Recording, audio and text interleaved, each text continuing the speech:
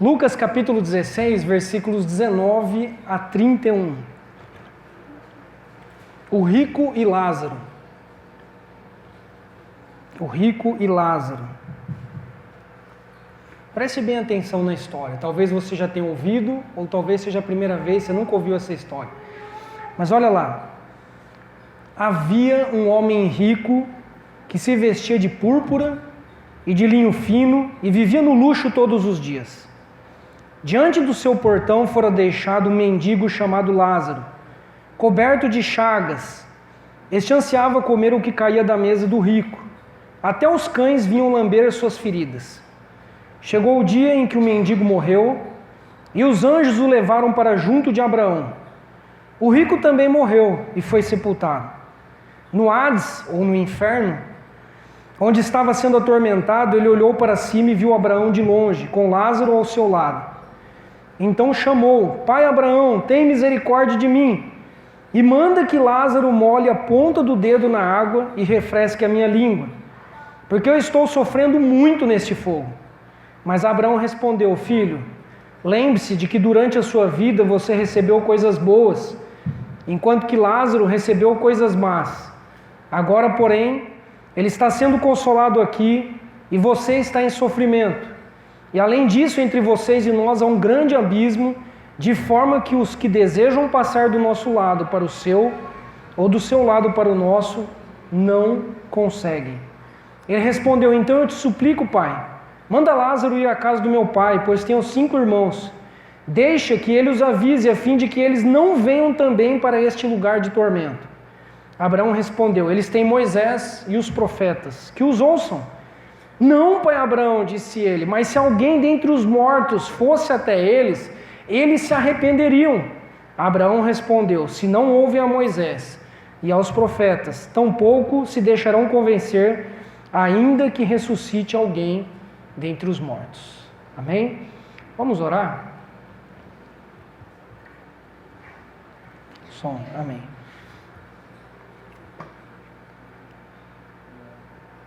É um texto forte, já aviso de antemão, e que vai nos levar a tomar decisões, precisa nos levar a tomar decisões. Eu quero que você humildemente peça a Deus para que Deus toque o teu coração, fale com você, te mostre talvez onde você esteja ainda meio em cima do muro, decisões que você precisa tomar, pecados a confessar, enfim. É um texto que mostra 2 personagens, um não tem nome, é um rico, e o outro é um mendigo que tem um nome aqui, aparece, e é Lázaro. Os 2 morrem e aí a história se desenrola aqui e nós vamos falar sobre isso hoje, amém? Então vamos orar? Vamos orar mais uma vez? Tenha um tempo aí com Deus e peça que o Espírito Santo fale ao teu coração. Deus, em nome de Jesus, eu quero te louvar, Deus, mais uma vez pela Tua Palavra, a Tua Palavra que é inspirada, a Tua Palavra que é verdade, a Tua Palavra que nos confronta, a Tua Palavra que tem o poder de trazer a verdade e a luz até nós. Que o Senhor Deus, Pai, fale a cada coração, Pai, que o Senhor Deus use, Pai, esse texto, essa mensagem como instrumento da Tua glória e do Teu louvor. Que haja em nós, Pai, arrependimento, que haja em nós, Deus, humildade para dar ouvidos à Tua voz, que possamos dar crédito à Tua palavra, que sejamos mais do que ouvintes, mas que sejamos praticantes da Tua palavra, em nome de Jesus, amém. Amém, glória a Deus. O título da mensagem de hoje é esse: O rico que era pobre e não sabia. Temos um rico aqui que era pobre, mas não sabia, foi descobrir quando já era tarde, numa situação muito complicada. Bom, esse texto e outros textos da Palavra de Deus nos mostram que existem apenas 2 tipos de pessoas. 2 tipos de pessoas, as ricas e as pobres, de acordo com a Palavra de Deus. Para Deus não existe meio termo, não existe classe média, entre aspas. E aqui nós poderíamos perguntar o seguinte: quem são as ricas e quem são as pobres? Depende do ponto de vista. Se eu estiver me referindo ao ponto de vista dos homens, é uma coisa. Do ponto de vista de Deus, é outra coisa. E o que mais vale, de acordo com o que nós estamos vendo aqui, é o que tem a ver com o ponto de vista de Deus. De Deus. Quem seriam os ricos do ponto de vista dos homens? Pessoas fartas, pessoas que talvez tenham condição material para terem as melhores escolas, os melhores médicos, pessoas que se vestem de púrpura e linho, olha que chique, né? Como está escrito aqui, pessoas que estão vivendo uma vida regalada, tranquila, sossegada, sem muitas preocupações, pessoas que talvez nem tenham tanto dinheiro, mas têm uma situação estabilizada, confortável, e elas se sentem ricas, não precisam de mais nada, nem de Deus. Pessoas pobres, aos olhos dos homens, são os desfavorecidos, os excluídos, aqueles que ninguém dão nada, são pessoas que às vezes a gente passa longe, que a gente, por olhar muitas vezes a aparência, nós não damos nenhum tipo de crédito, nenhum tipo de valor, pessoas desconhecidas, anônimas, que não estão nas capas aí dos jornais, das revistas, não estão na televisão. Esses são os pobres diante de nós, dos nossos olhos. Mas quando a coisa vai para Deus, e a Bíblia diz que Deus não vê como o homem vê, porque o homem vê a aparência, mas Deus olha o coração, as coisas invertem, ou podem se inverter. Para Deus, quem são os ricos? Para Deus, os ricos são os que são cheios do Espírito Santo. Para Deus, os ricos são aqueles que estão juntando tesouros nos céus. Para Deus, os ricos são aqueles que abriram mão das riquezas desse mundo, da fama desse mundo, né, do seu próprio ego, para abraçarem o reino de Deus. E quem são os pobres? Os pobres, aos olhos de Deus, são os pobres de espírito, como a gente costuma dizer.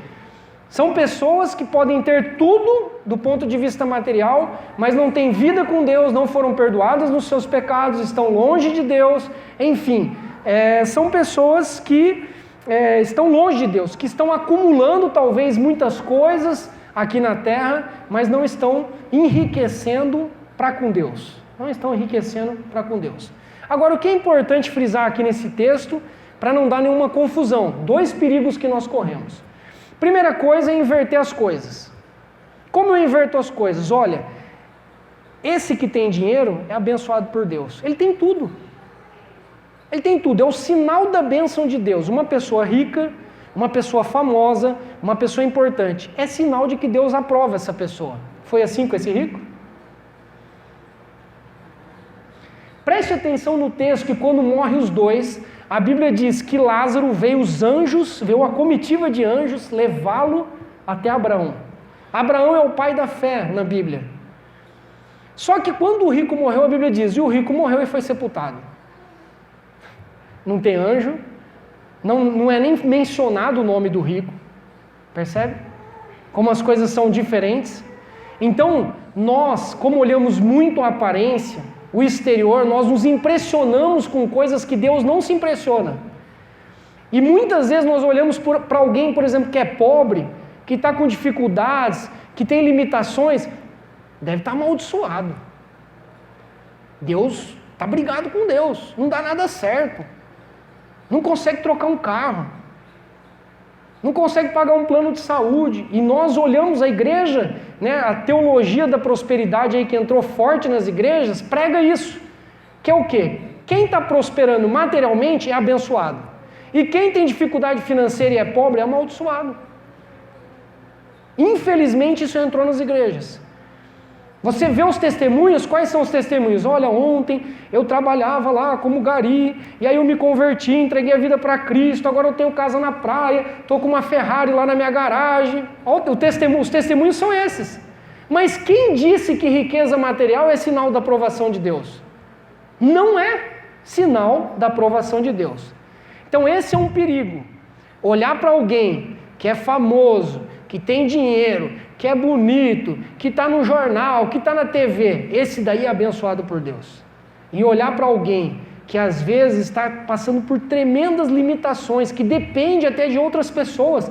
Esse mendigo aqui esperava cair migalhas da mesa do rico para ele comer. Olha a situação. Caiu algum farelo, alguma coisa para ele poder comer. Então, primeiro perigo é esse, né? E o segundo perigo é o seguinte: eu achar que todo rico financeiramente não tem Deus. Esse é um outro erro. Tem ricos, pessoas que têm dinheiro e têm Deus. São ricas aqui na terra, são abençoadas, investem no reino de Deus, são humildes e são pessoas que temem a Deus. E tem pobre nesse mundo que não tem dinheiro e não tem Deus também, que é orgulhoso, que não tem temor de Deus. Então a condição socioeconômica não define a nossa situação diante de Deus. Ok? Quem entendeu, diga amém.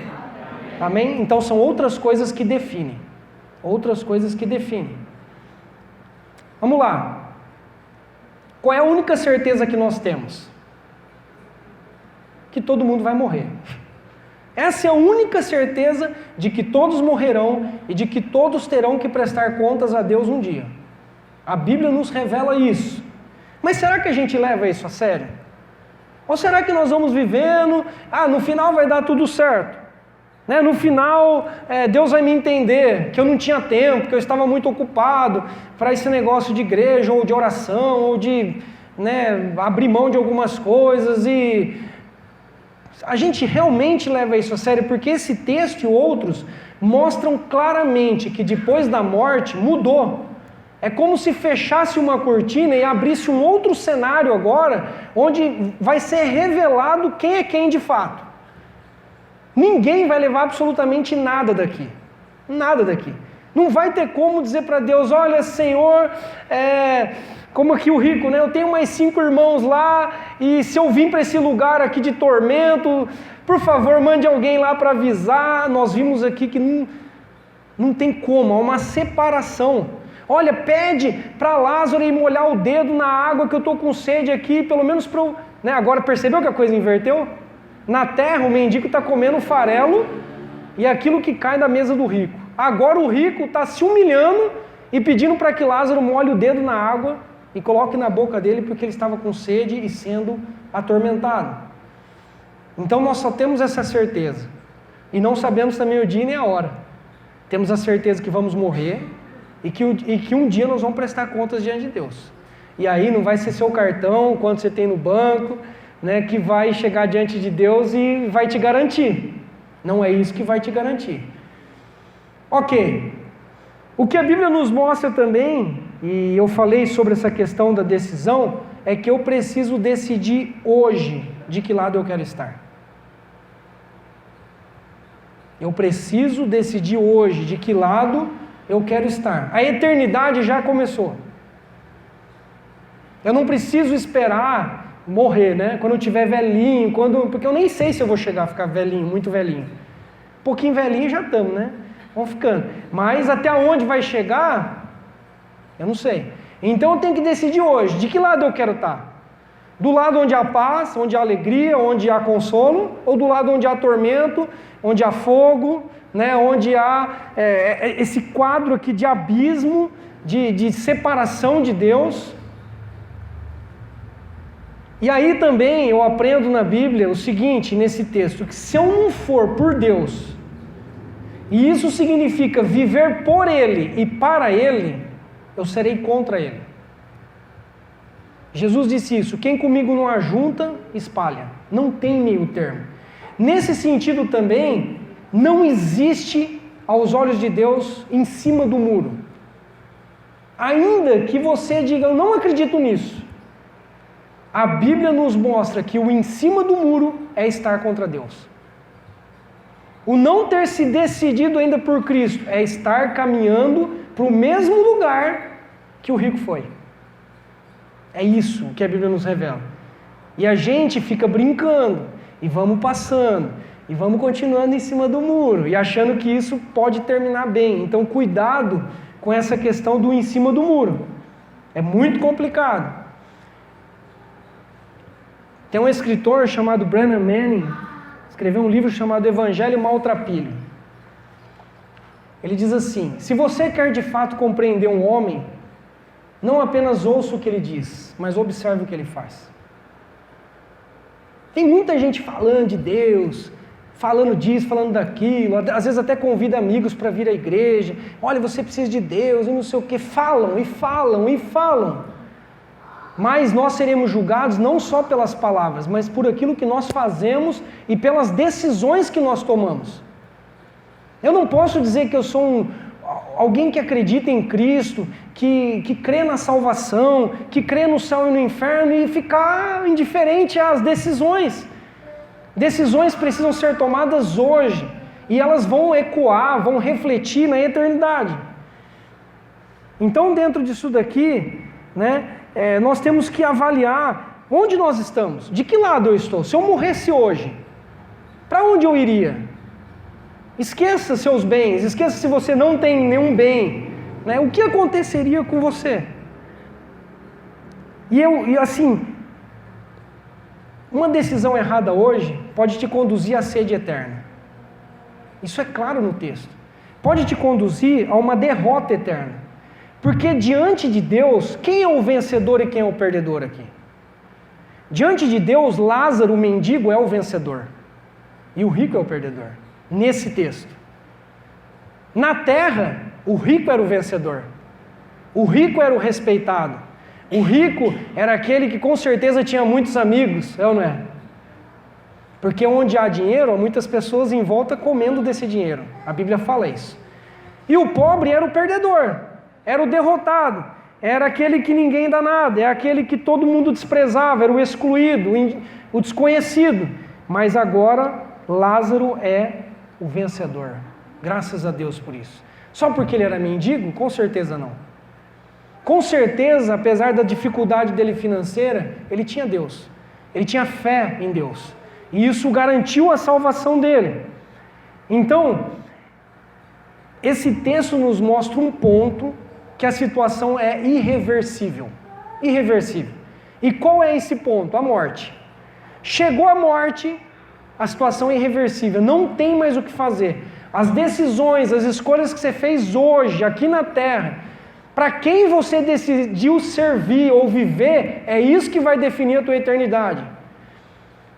Quantos e quantos ensinos errados que a gente ouve, E o diabo é o primeiro interessado a espalhar esses ensinamentos. Ensinamentos que depois lá do outro lado vai ter uma chance, que depois você vai voltar, que lá você vai ser purificado, e coisas do tipo que você fala, ainda vai ter uma segunda chamada. Vai ter uma segunda chance, quando a Bíblia não revela isso. A Bíblia revela que após a morte, a situação é irreversível. Ou é salvação, ou é perdição. Ou é vida eterna, ou é morte eterna. É isso que a palavra de Deus nos revela. E aí, em um dos textos, nós vemos a seguinte pergunta, um dos textos da palavra de Deus. De que adianta você ganhar o mundo inteiro e perder a sua alma? De que adianta? Ganhou o mundo inteiro e perdeu a alma? O que tem mais valor? E perdeu aquilo que era mais importante, a sua vida? Então, você, eu, nós, que estamos aqui sempre ouvindo a palavra de Deus, abrindo Bíblia, cantando louvores, temos que decidir de que lado nós queremos estar. Não dá para ficar em cima do muro. Estar em cima do muro, pode ter certeza que o diabo também está lá em cima do muro, sentado ali. Pode ter certeza disso. Que você não está com Cristo. Se você não está cooperando para ajuntar, você é alguém que está espalhando. Não tem meio termo. Então isso é uma coisa muito séria e precisa ser ensinado na igreja. Nós precisamos sempre falar disso, porque, assim, senão a gente vai vivendo e tá legal, o importante é eu ter uma religião, eu estar num lugar bacana. Não é isso que é o importante. O importante é você entregar a sua vida de uma vez por todas a Cristo. Isso é o importante. É isso que vai definir a tua eternidade. Depois, se você quer ficar no avivamento bíblico, ou na Assembleia de Deus, ou na igreja quadrangular, aí é escolha sua.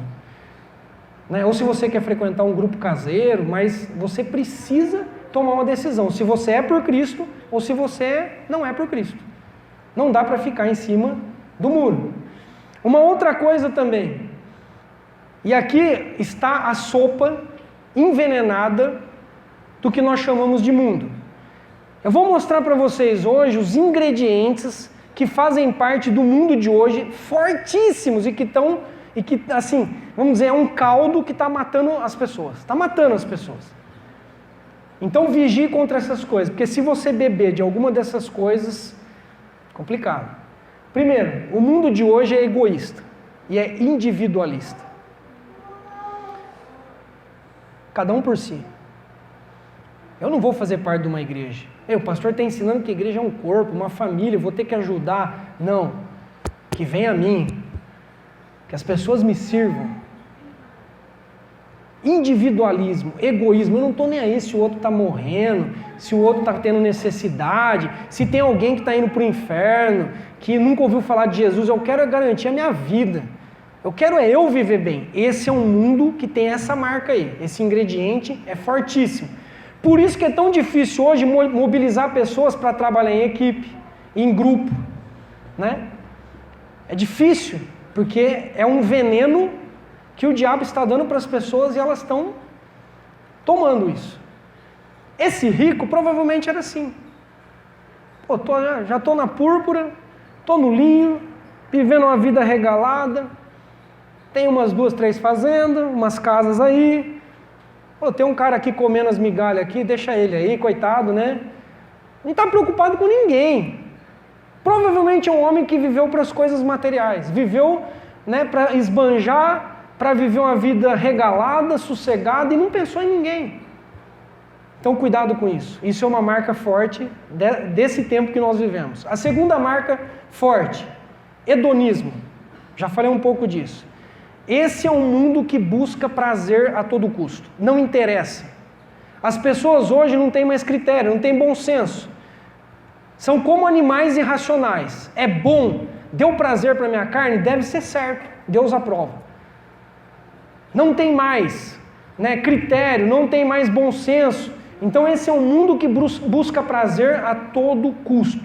E quando nós olhamos para a Bíblia, para aqueles que estão ao lado de Jesus, tem muitas e muitas situações que eu vou ter que renunciar, que eu vou ter que deixar um prazer meu para estar servindo uma pessoa, que eu vou ter que deixar às vezes de fazer uma viagem, né, que eu ia investir aquele dinheiro para investir na vida de uma pessoa que Deus me mostrou que eu tenho que ajudar. Enfim, eu vou sacrificar muitos dos meus prazeres, dos desejos da minha carne em favor do outro.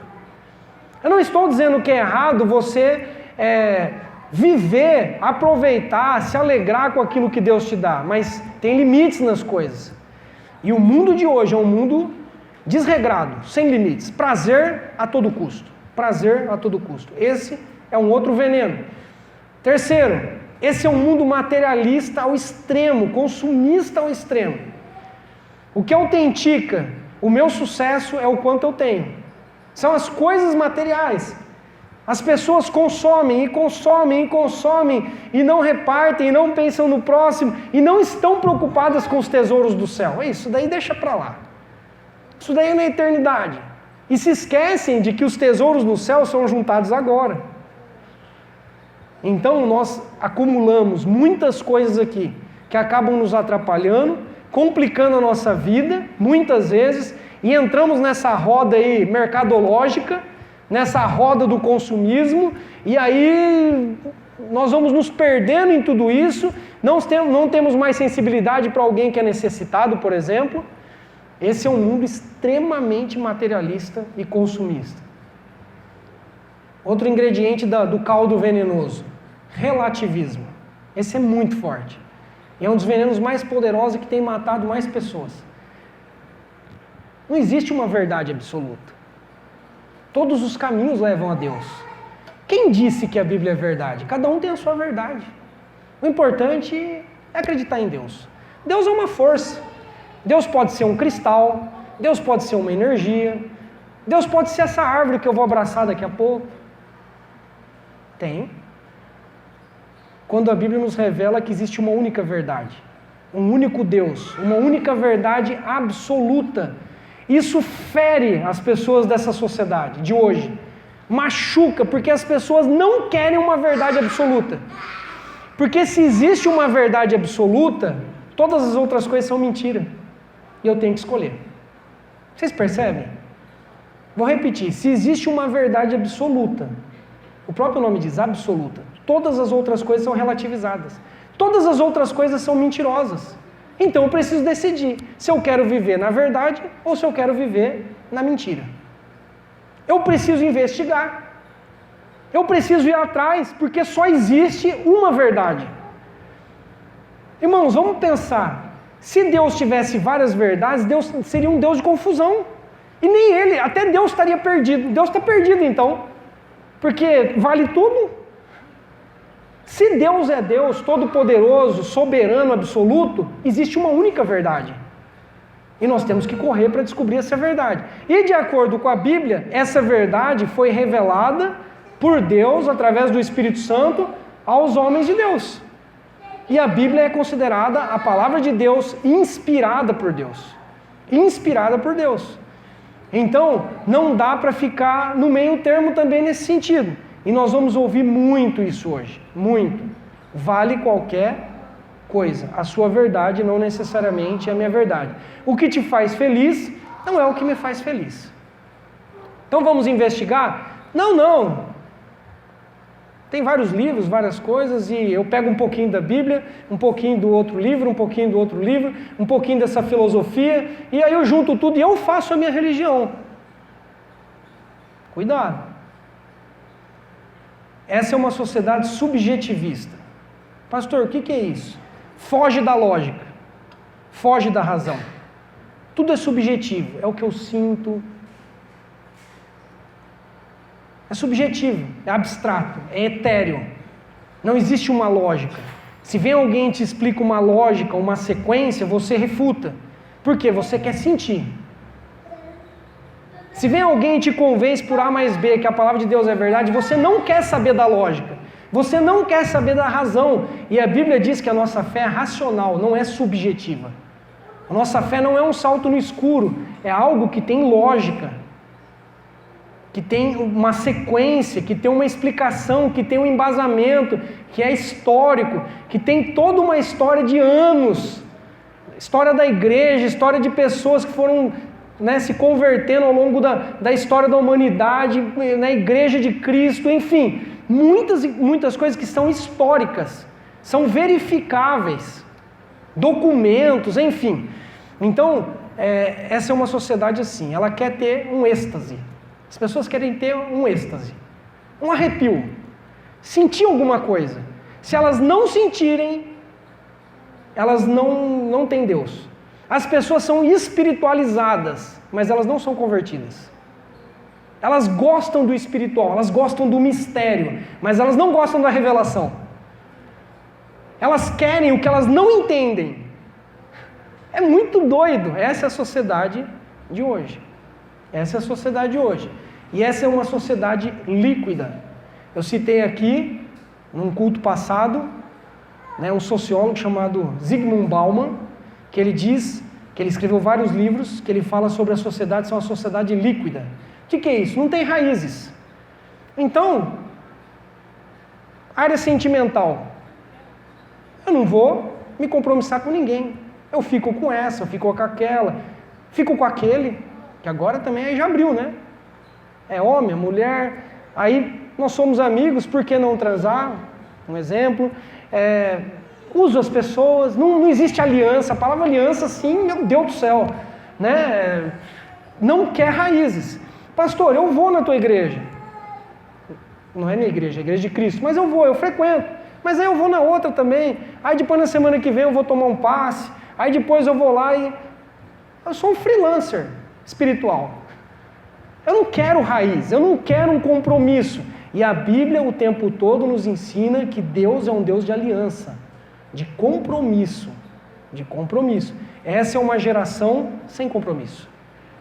Sem compromisso. Os filhos não têm compromisso com os pais. Se o pai ou a mãe ficou doente, velho, está precisando de ajuda, joga lá no asilo, em qualquer lugar. Se não está dando certo aqui, o namoro eu já troco, a fila já anda. Se o casamento está mais ou menos assim, ao invés de eu ir pelo caminho mais difícil, buscar ajuda, aconselhamento, eu já largo logo da esposa, do marido. Não tem raiz. Eu estou no emprego, daqui a pouco eu já quero outro, e já quero outro. É uma coisa insaciável. Insaciável. Esse é o mundo de hoje. Olha esse caldo venenoso aí. Esse é o desafio que nós temos. pregar para esse mundo aí. Olha o desafio da igreja como é grande. Oferecer uma sopa, um alimento saudável no meio desse caldo envenenado. É isso. É isso. Você bebe de alguma dessas coisas? Bebe de alguma dessas coisas? Acha que é assim? Né? Nós estamos aqui sempre para esclarecer, ajudar, pregar, falar, aconselhar. Se você tem dúvidas, pergunta, procure, porque isso aqui mata. Pode ter certeza que isso daqui vai matar. E tem matado um monte de pessoas. As escolhas de hoje repercutem na eternidade. Nós vimos isso. E define os destinos para o bem ou para o mal. É como se estivéssemos andando numa linha aí, que é um arame farpado, né? Estamos andando numa linha assim, e eu preciso definir hoje o que eu quero da vida. Terceiro ensinamento dessa passagem: não despreze ou seja indiferente para com os pobres desse mundo. Uma missão da igreja: cuidar dos pobres, olhar para os desfavorecidos. Igreja que não faz isso não é igreja, me desculpe. Igreja que está atrás só de enriquecer, construir templo, né? Aparecer, estar nos holofotes, não é igreja, é engano, é engano. Igreja que é mercado, que é empresa, engano, foge. Ai, mas eu fui lá, eu senti um arrepio. Tá bom, se você assistir um filme legal, você vai sentir um arrepio. Você colocar o dedo lá na geladeira, lá entrar num freezer, você também vai sentir um arrepio. Ué, agora, se você quer Deus de verdade, você vai ter que se preocupar com o desfavorecido. Você vai ter que olhar para o pobre, para alguém que é necessitado. E isso também é uma das grandes falhas da igreja hoje. Uma chaga, um mal. Só nós estamos bem aqui, pastor. Já está um número bom, não vamos ficar não falando mais, né? Vai que vem mais gente aqui, vai tirar o nosso conforto, vai ficar mais calor. Pastor, não, vamos ficar só gente aqui, vamos colocar um ar-condicionado, beleza, uma palavra boa, louvor legal, vamos investir o dinheiro aqui, os instrumentos cada vez melhores e tal. Pô, tá legal aqui. Aí chega alguém diferente. Quem que é esse intruso? Misericórdia. Então, nós queremos mesmo que cresça e que a gente passe calor mesmo e que venha gente que precisa da nossa ajuda para a gente poder desenvolver as obras que Deus preparou para nós, ou não é? Ajudar pessoas, olhar para aquele que não tem nada, né? Não só no material, mas também que precisa da palavra de Deus, que precisa do espiritual. Então, isso é igreja. Tiago capítulo 2, versos 5 a 9.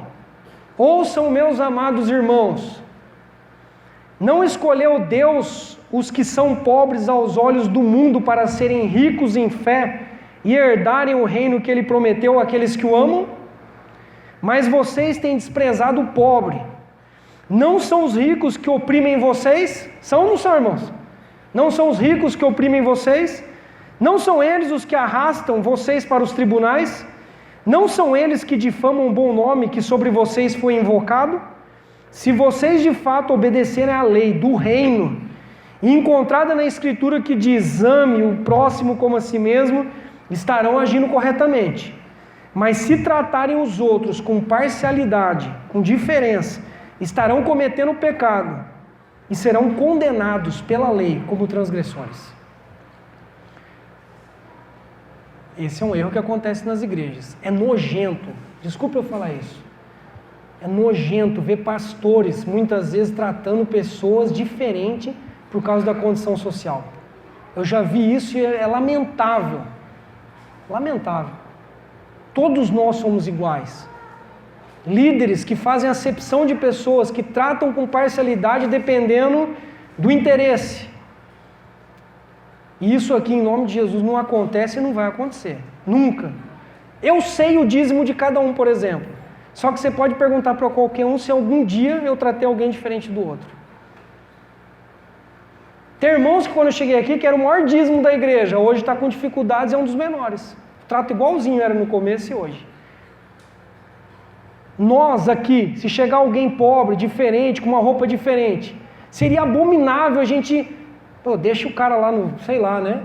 Desprezar, sair todo mundo para comer, ninguém vai pensar, né? Pô, o cara aí pode comer uma esfirra, meu. Não, mas vamos todo mundo no lugar mais caro. O problema é dele se ele não tem. Abominável isso.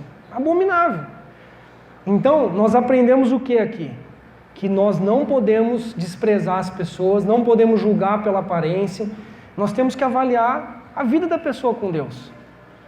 E naquilo que der para a gente ajudar, nós vamos ajudar. Naquilo que nós pudermos repartir, nós vamos repartir. É melhor ter os cães do lado de fora lambendo as feridas do que os cães do lado de dentro. Lázaro, o mendigo, estava comendo migalha e a Bíblia diz que tinha uns cães lambendo as feridas dele, né? As chagas dele. Enquanto o rico provavelmente estava perfumado, bem vestido, com a pele boa, sem nenhuma ferida, tranquilo. Só que os cães estavam do lado de dentro. E quando ele morreu, a coisa inverteu.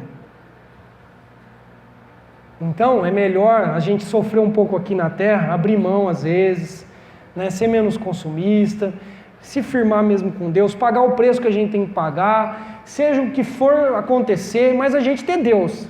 Esse é o tesouro mais precioso que nós podemos ter, Deus dentro de nós, o Espírito Santo habitando em nós. Amém, irmãos?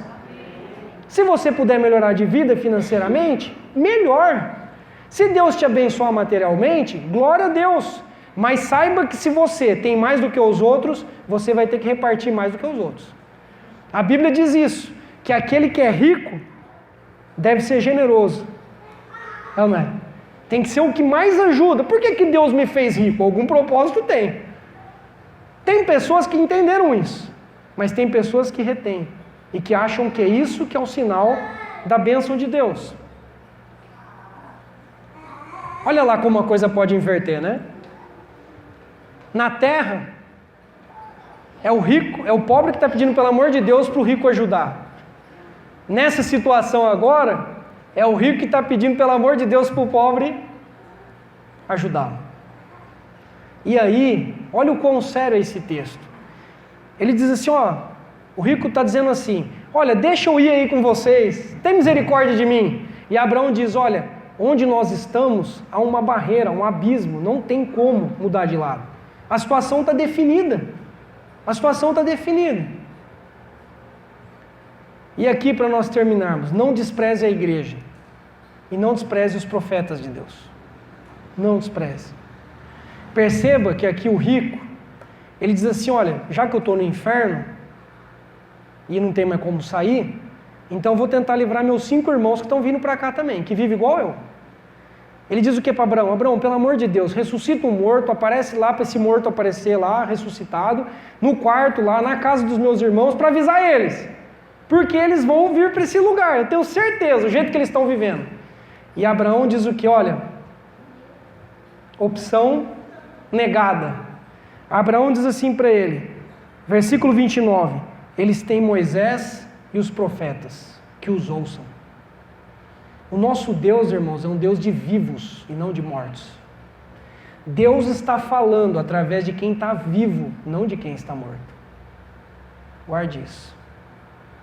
Então, ouça a igreja, ouça os profetas de Deus. Ainda que você não dê nada para alguém que chegue para você e dê uma palavra de Deus, por causa da aparência ou da simplicidade, mas preste atenção no que está sendo falado. Nas palavras, na presença de Deus, não julgue pela aparência.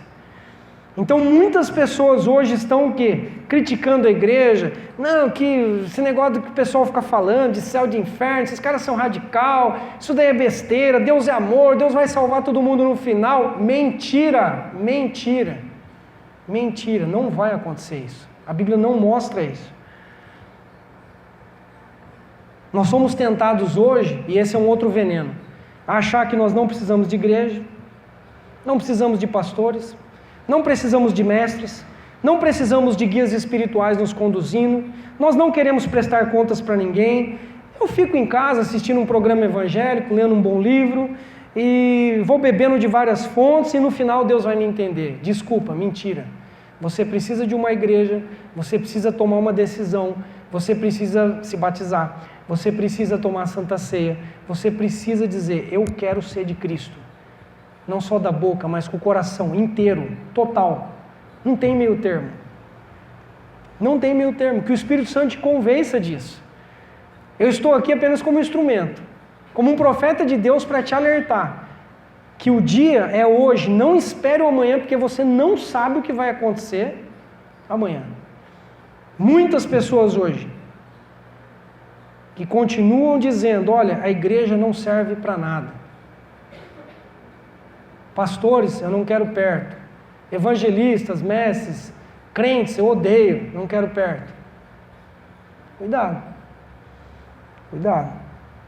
Hebreus capítulo 10, olha o que a Bíblia diz.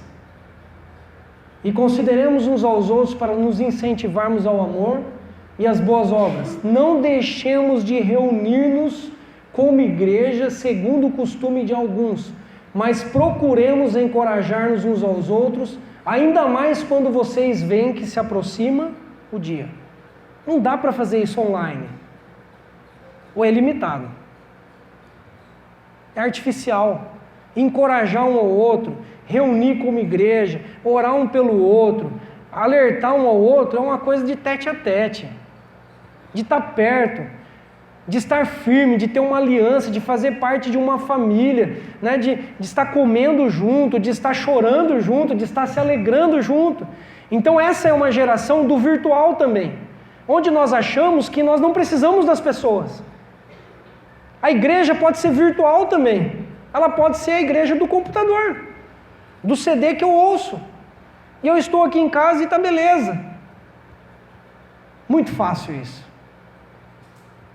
E as igrejas estão esvaziando por causa disso, desse tipo de comportamento. Muitas delas estão porque as pessoas acham que vão vivendo e no final vai dar tudo certo. Hoje nós temos 4 milhões de desigrejados. Dos aproximadamente 25% dos evangélicos no Brasil, 10% estão fora das igrejas. Hoje nós já temos uma coisa que eu disse aqui de manhã na escola bíblica: evangélicos não praticantes. Uma coisa que era inadmissível há um tempo atrás. Os irmãos, as irmãs que são mais antigos aqui do que eu sabem disso. Pastor, existe isso? Não existe. Não existe, porque um evangélico não praticante, o evangelho é prática. O evangelho de Jesus Cristo é envolvimento. O evangelho de Jesus Cristo é encarnação. É andar com o outro, é comer com o outro. Não existe isso, o evangélico não praticante. Ou é alguém que está ferido, que precisa de uma restauração, né? Um filho pródigo que precisa retornar, ou é alguém que nunca foi evangélico, porque o evangélico é alguém que tem o evangelho dentro de si, não é alguém que tem uma religião e que se intitulou evangélico. Virou moda hoje também dizer que é evangélico, não é? Só que lembra daquela frase do Brennan Manning? Não julgue alguém pelas palavras, mas julgue por aquilo que a pessoa faz e é. Então, né, você que tem vindo, que tem participado aqui, ore a Deus, né, não seja um frequentador apenas. Fala: Deus, essa é a palavra de Deus, é radical. Eu sei que é duro ouvir isso, é radical, mas é assim. E Deus tem o direito de fazer assim, porque Ele é Deus.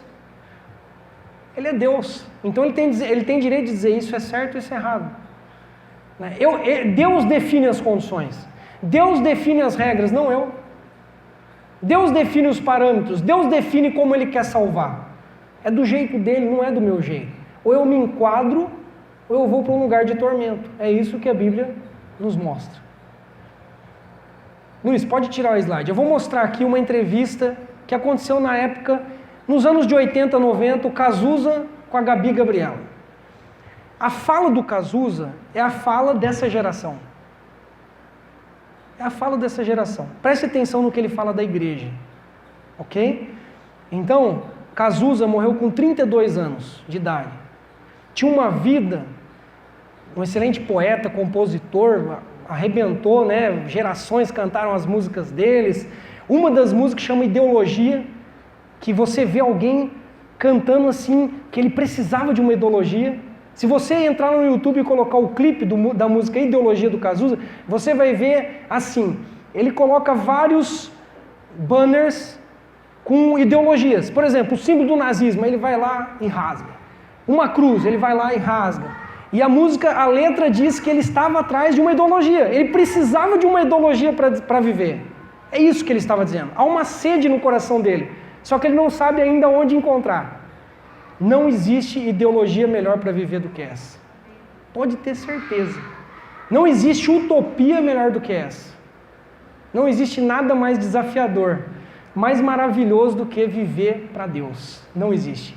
Enquanto nós não encontramos esse caminho, a gente continua com sede, continua batendo cabeça, continua vivendo uma vida louca, desenfreada, né, perdida, batendo de um lado para o outro, enquanto não se encontra Jesus. Essa é a vida. Preste atenção aí na entrevista dele. Morreu 32 anos, de AIDS, né, jovem de tudo, e muitos chamam de herói, né? Talvez pode ser um herói da música, mas herói, nesse sentido que nós vimos aqui, infelizmente, não daria para dizer a mesma coisa. O seu desprezo total? Meu desprezo total? Pela direita, pela igreja. Eu acho a direita uma coisa tão mesquinha. É o poder individual, sabe? Eu gosto de viver no coletivo. Eu sou de esquerda porque eu tenho muito amigo, eu gosto de dividir minhas coisas.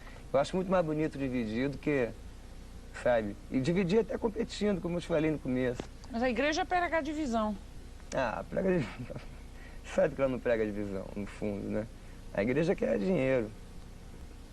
O que o Cazuza sabe de Cazuza, de fato? Nada. Nada, nothing. Niente. Só sei que nada sei, é isso? Exatamente. Obrigada, querida. Um beijo. Realmente não sabe de nada. Está perdido e confuso, não é? Agora preste atenção como é esse mundo. E eu termino aqui para a gente orar. Está rolando na internet, por exemplo, uma carta que, segundo um médium de Minas Gerais, foi psicografada, e é a Cássia Eller que escreveu essa carta, que teve uma vida parecida com a do Cazuza. Uma vida na carne, com os prazeres, né? Tudo isso que a gente está dizendo aqui. A Cássia Eller escreve na carta, como se fosse ela, né? E aí os médiums lá disseram que realmente era ela que estava dizendo. E ela escreve uma carta dizendo que quando ela chegou lá do outro lado, ela passou por uma região chamada umbral. Os espíritas acreditam que há uma região que é tipo um inferno, que é o umbral. O umbral é um lugar onde a pessoa vai ficar no tormento. E a Cássia Eller descreve em detalhes o umbral. Prestando atenção. Lugar viscoso, os demônios comendo a alma dela, uns negócios doidos. Eu li essa carta. Essa carta rolando na internet, eu li lá na íntegra. Chega num determinado ponto que ela é levada para um lugar de paz. Alguém tira ela do umbral. Ela vai para o lugar de paz, tal, todo de branco, e agora ela vai ser curada das feridas dela, porque ela viveu aqui na Terra, né, e se drogava, e se prostituía, viveu uma vida errada, enfim. Aí ela chega lá, quem é a primeira pessoa que ela encontra para dar um abraço dela? Cazuza. Cazuza, a primeira pessoa que ela encontrou lá para dar um abraço nela foi o Cazuza. Cazuza abraçou ela, só que o Cazuza desprezava a igreja. Percebe? E o Cazuza morreu com 32 anos, vivendo uma vida totalmente devassa, errada, sem Deus e na carne. E agora que ela encontra o Cazuza lá. E agora ela descobre que ela vai reencarnar. Foi dito a ela que ela vai reencarnar numa comunidade pobre, com asma e com problemas financeiros. Misericórdia, gente. Misericórdia. Então, aonde está o sacrifício de Cristo?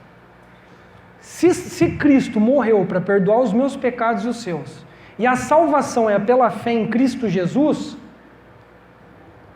então eu rasgo isso. Porque se eu posso viver de qualquer jeito aqui, no final eu vou parar num lugar bom, não vou? Ainda que eu passe pelo umbral, eu vou chegar lá no céu.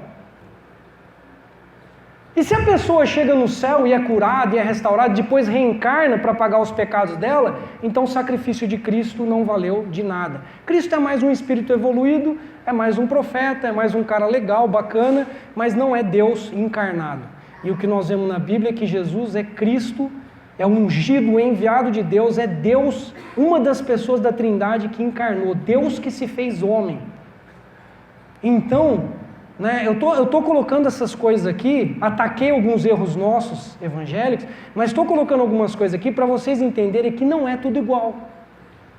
Não existe espiritismo e cristianismo. Espiritismo é totalmente diferente do cristianismo. Não existe. Então eu preciso tomar uma decisão. O diabo vai jogar um monte de coisas na mesa. Um monte de ingredientes para você beber. E você vai bebendo. E vai vivendo no engano. E vai se envenenando. E vai achando que no final vai dar tudo certo. Quando a Bíblia diz que só existe um caminho, uma verdade, uma vida. Jesus Cristo. E tem que ser o Jesus Cristo certo. Você vai ter que acertar o Jesus. Não é qualquer Jesus. Né? Então isso é importante. Muito importante. Eu espero que você tome a sua decisão. Né? Que você faça isso com Deus. Que você investigue. Investigue o que eu estou dizendo. O pastor... Nossa, vocês, né? A gente tem fama, os evangélicos, de ser muito arrogantes. Porque a gente se acha o dono da verdade. Eu não me acho o dono da verdade. A verdade é de Deus. Eu só creio que pela graça e misericórdia de Deus nós tivemos acesso à verdade. Por Deus ter sido bom e misericordioso, porque senão eu não ia conhecer também, Deus se revelou. E hoje nós temos condição de comparar isso daqui com as outras coisas que estão sendo faladas. Compare, seja justo. E perceba se o que está escrito aqui não faz muito mais sentido do que a gente vê aí fora. Do que a gente está ouvindo e as baboseiras que a gente está ouvindo. Do Vale Tudo, né? Um dos namorados do Cazuza foi o Ney Matogrosso. Uma das entrevistas que eu vi dele na internet, sabe o que ele fala, Ney Matogrosso? Ney Matogrosso fala que a primeira vez que ele tomou um LSD, ácido lisérgico, droga, e que ele ficou doidão, a percepção dele abriu e ele percebeu que o besouro era igual a ele, a areia era igual a ele. Gente... O cara toma um comprimido de LSD, aí tudo é Deus, tudo é natureza, nós somos igual nada. A Bíblia diz que o homem foi criado à imagem e semelhança de Deus e que ao homem foi dado domínio sobre a criação. Domínio, lógico, com critério, né? Mas você pegar uma lagartixa e falar que é igual a você, é brincadeira, gente. É brincadeira. Que nível que nós chegamos, a humanidade chegou. Um ser humano, a capacidade que um ser humano tem de inteligência, de amar, de escolher, você compara isso com um animal irracional, com uma pedra, com um cristal, com uma árvore. É de brincadeira. É o diabo zombando a nossa cara mesmo. Então, escolha. Amém? Isso que nós estamos fazendo aqui, sabe por que tem uma mesa aqui hoje? Porque o pão simboliza o corpo de Jesus que foi moído por nós, o suco representa o sangue de alguém sem defeito, sem pecado, que foi derramado para o perdão dos nossos pecados. Então o que foi feito uma vez por todas. A Bíblia diz que Jesus só volta uma segunda vez para buscar os dele. E ponto final. Não tem reencarnação, não tem segunda chance, não tem umbral, não tem purgatório, não tem. A decisão é hoje aqui. Que o Espírito Santo te convença disso. Que você investigue isso, leve a sério isso. Porque depois que morreu, é irreversível. É isso que a Bíblia nos mostra. Amém?